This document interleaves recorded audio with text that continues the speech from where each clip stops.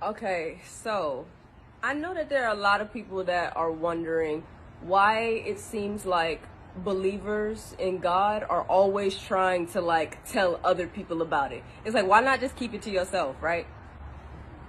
I've gotten that a lot since I started doing these videos. It's like, China, we get it. You believe in God. If you believe, just believe, and then you don't have to make others believe too. But I think there's a little bit of confusion, and I am going to hopefully clear it up for you today as to why I do it and why I make these videos. This analogy that I'm going to use today is one that my dad told myself and my family a long time ago, and it always stuck with me. Okay, so we're going to call it Michael McLean's snake in the yard analogy. Okay? So say we're best friends. You come over to my house and we chilling, right? We watching movies. We listening to music, and I got art stuff spread out, so we drawing and painting and stuff.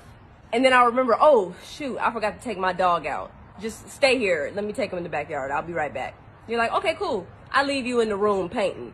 I take my dog downstairs and I unlock the door. I'm like, come on, Cujo. And right when I'm walking out, what do I see? I see a snake in the yard. So I grab my dog, rush back inside, close, lock the door, and then I go back upstairs to my room where I left you. I see that you've gotten up and you're about to leave the room. And I'm like, wait, where are you going?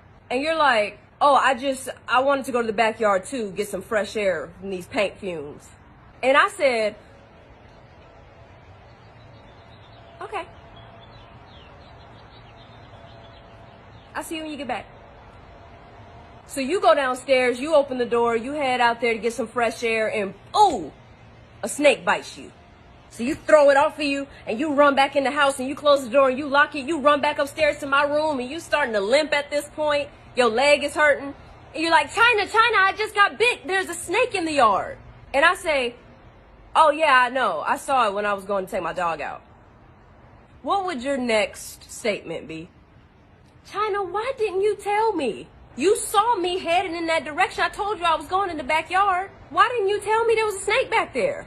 And I said, I don't know. I wasn't trying to force what I knew on you. So I just thought that you should learn for yourself, as we all should, because I love you. So I was trying to give you that freedom. Does that make any sense? You wouldn't think that I actually loved you if I knew there was a snake in the yard. You told me, oh, I'm about to go to the backyard.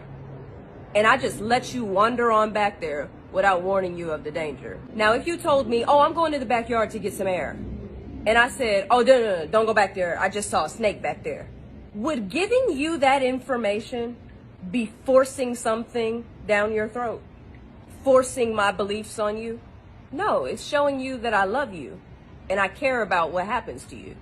I do videos talking about God to warn you about the snake in the yard. That's the point. I was headed in the backyard. By the grace of God, I got away from the snake before it bit me.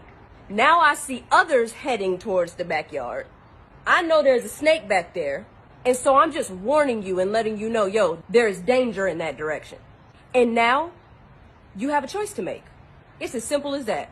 You can either choose to be like, oh, heard you. I'm gonna go back the way I came. Or you're gonna choose to be like, China, I don't believe you.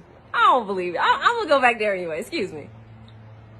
Now notice, nowhere in my analogy, or Michael McLean's analogy, did I say that I was gonna force you in the room and I was gonna forcefully keep you from going in the backyard. That would be forcing something down your throat. I never said that. You your own person. You got free will. If you wanna go in the backyard after I've told you that there's a snake back there, do your thing, you can go.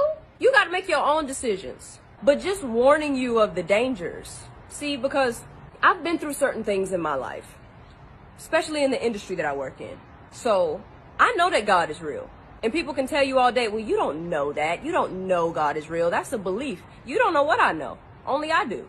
If I ask you what your favorite color is and you say, oh, it's blue, and I'm like, you don't know that. Does that make sense?